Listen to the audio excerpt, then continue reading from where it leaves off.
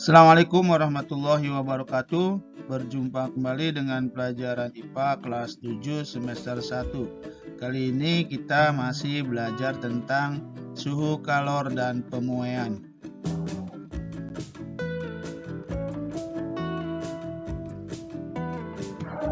Bagian yang kedua yaitu kalor.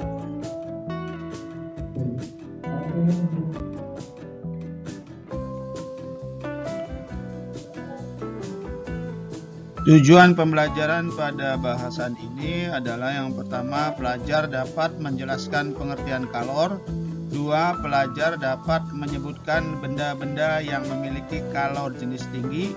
Yang ketiga, pelajar dapat menggunakan perumusan untuk menghitung besar kalor yang diperlukan suatu benda untuk menaikkan suhunya.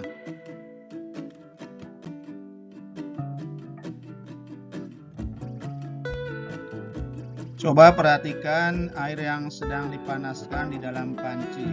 Kemudian suhu air kita ukur dengan termometer. Ketika air dipanaskan, maka termometer skalanya semakin lama akan semakin naik. Apa yang menyebabkan air memiliki suhu yang tinggi ketika dipanaskan?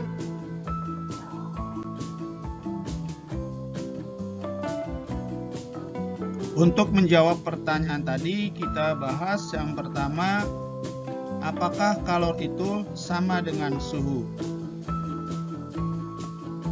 Pada saat air dipanaskan, ada aliran energi. Energi yang menyebabkan panas yang berasal dari kompor memanaskan panci, dan panas dari panci mengalir ke air yang ada di dalam panci tersebut. Energi tersebut mengalir dari benda bersuhu tinggi, yaitu panci, ke benda bersuhu rendah, air.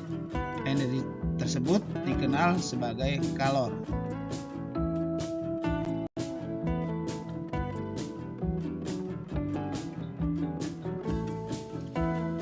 Kalor secara alamiah mengalir dari benda bersuhu lebih tinggi, panas, ke benda yang bersuhu lebih rendah atau dingin. Kalor tidak sama dengan suhu. Suhu adalah sifat suatu benda yang muncul setelah diberikan energi kalor, terlepas benda tersebut suhunya menjadi tinggi atau tidak.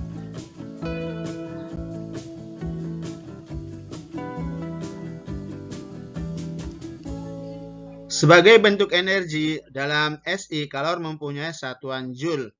Satuan kalor yang populer atau yang sering digunakan pada bidang gizi adalah kalori dan kilokalori. 1 kalori adalah jumlah energi panas yang dibutuhkan untuk menaikkan suhu 1 gram air hingga naik sebesar 1 derajat Celcius. Nah, karena satuan SI dari kalori itu adalah Joule, dan 1 kalori itu sama dengan 4,184 Joule. Sering dibulatkan menjadi 1 kalori itu sama dengan 4,2 Joule.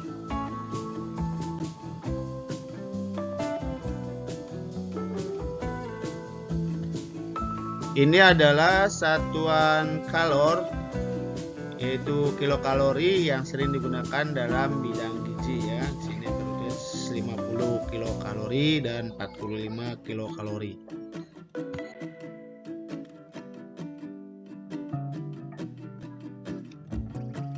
Dua, kenapa benda yang berbeda nilai suhunya tidak sama ketika diberikan kalor yang sama? Sebagai contoh, ini sinar matahari menyinari permukaan bumi, dia mengenai daratan, perairan, baik di sungai, danau, ataupun juga benda-benda lain yang ada di permukaan bumi. Pertanyaannya, apakah masing-masing benda atau zat memiliki kemampuan menyerap kalor yang berbeda-beda? Jawabannya iya. Kenapa? Karena setiap benda memiliki kalor jenis yang berbeda-beda.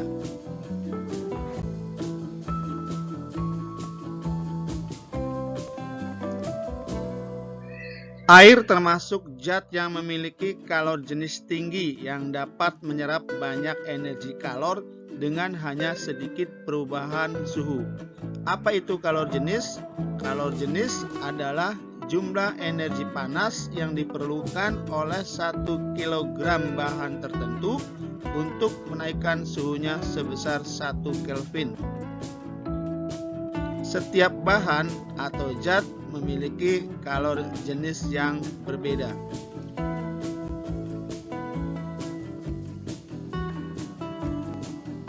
Berikut adalah tabel kalori jenis beberapa bahan atau zat.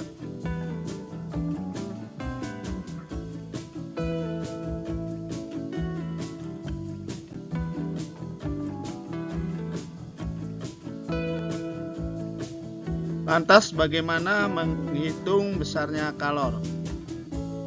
Ini ada sebuah air dalam panci yang dipanaskan, kemudian diukur suhunya. Maka ketika air ini dipanaskan makin lama, maka suhu di termometer juga makin tinggi. Makin besar kenaikan suhu benda, maka kalor yang diperlukan juga makin besar.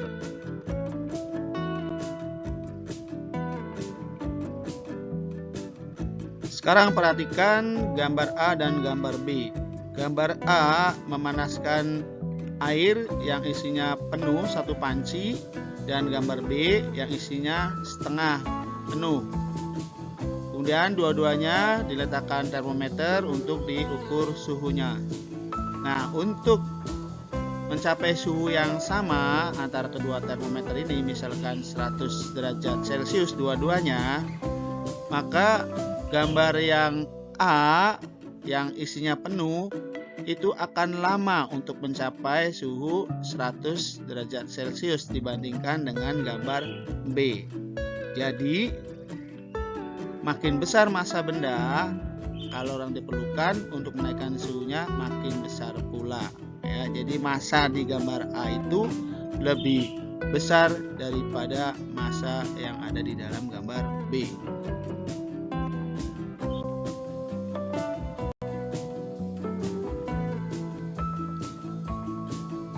Jika kita membandingkan antara ketika kita memanaskan air dan ketika kita memanaskan minyak, tentunya akan lebih cepat panas minyak ketimbang air.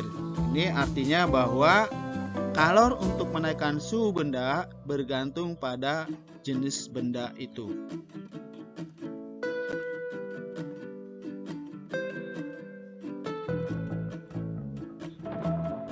Jadi dapat disimpulkan bahwa kalor yang diperlukan untuk kenaikan suhu sama dengan kalor jenis dikali massa benda dikali kenaikan suhu. Dan dapat dilambangkan menjadi rumusnya Q sama dengan C dikali M dikali delta T.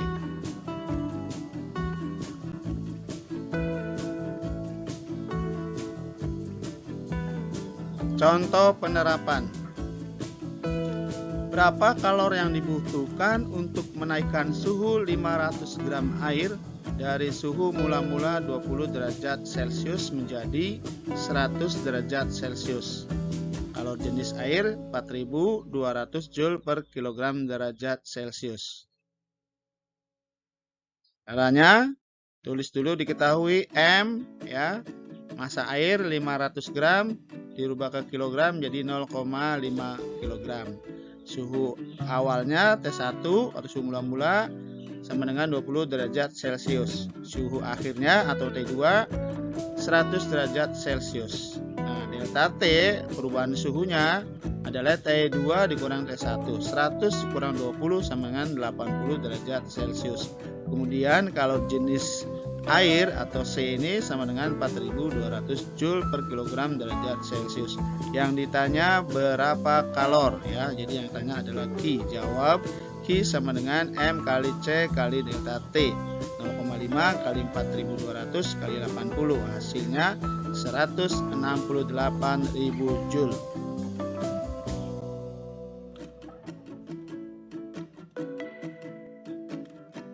Berikutnya kita bahas perpindahan kalor. Kalor berpindah dari benda yang bersuhu tinggi ke benda yang bersuhu rendah. Bagaimanakah caranya? Kalor berpindah melalui 3 cara, yaitu konduksi, konveksi, dan radiasi.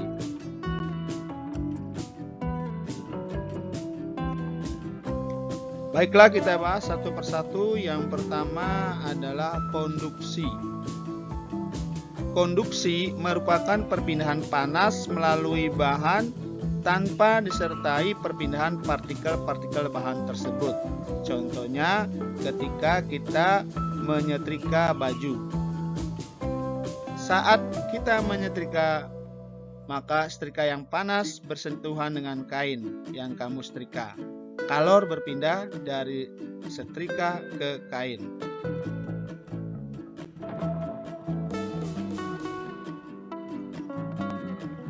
Bagaimanakah kalor berpindah secara konduksi?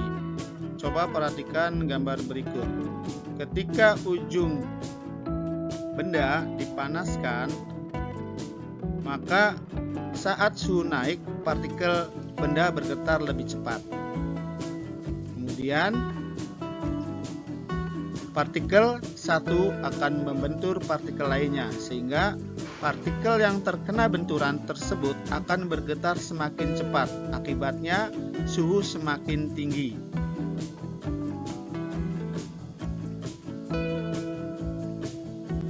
Dan kalor berpindah, tetapi partikelnya tidak ikut berpindah.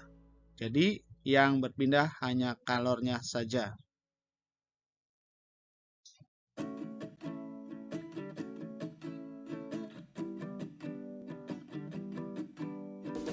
Bahan yang mampu menghantarkan panas dengan baik disebut konduktor. Berikut contohnya.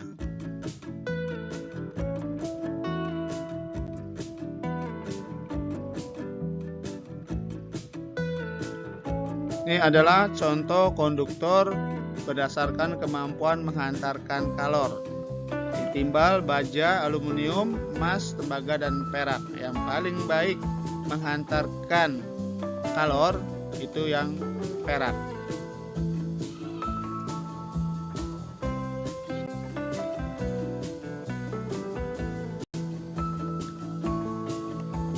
Sedangkan bahan yang menghantarkan panas dengan buruk disebut isolator. Berikut contoh-contoh isolator.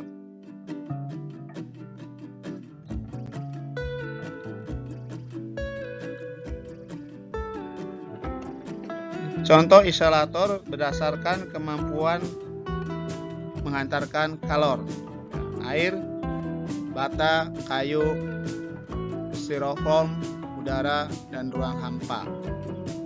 Yang paling buruk menghantarkan kalor adalah ruang hampa.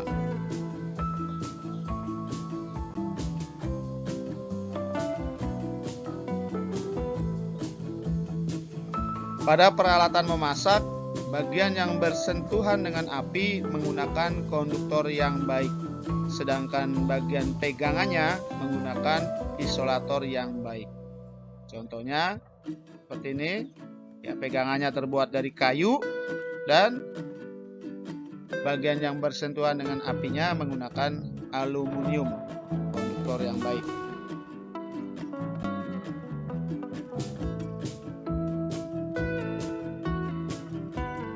Yang kedua, konveksi. Konveksi adalah perpindahan kalor melalui suatu zat yang disertai perpindahan partikel zat tersebut. Contohnya, memanaskan air. Saat air bagian bawah mendapatkan kalor dari pemanas, partikel air memuai sehingga menjadi lebih ringan dan bergerak naik, dan posisinya digantikan dengan partikel air dingin dari bagian atas.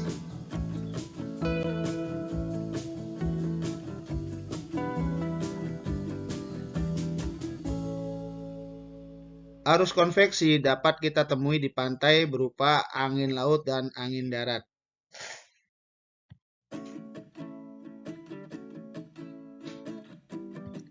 Jadi pada siang hari, udara di daratan lebih hangat, sehingga udara akan naik dan posisinya digantikan oleh udara dari laut, maka disebut sebagai angin laut. Dan pada malam hari, di atas permukaan laut, udaranya lebih hangat, sehingga udara di atas laut ini akan naik dan posisinya akan digantikan oleh udara yang berada di darat, sehingga berembus angin dari darat ke laut. Ini yang disebut sebagai angin darat.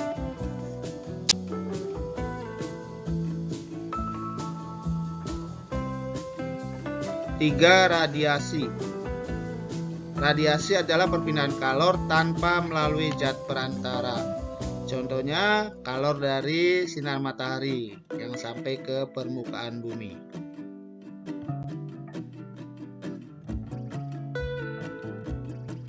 Baiklah, untuk lebih memahami tentang bahasan kalor ini, silakan kalian kerjakan latihannya di buku latihan.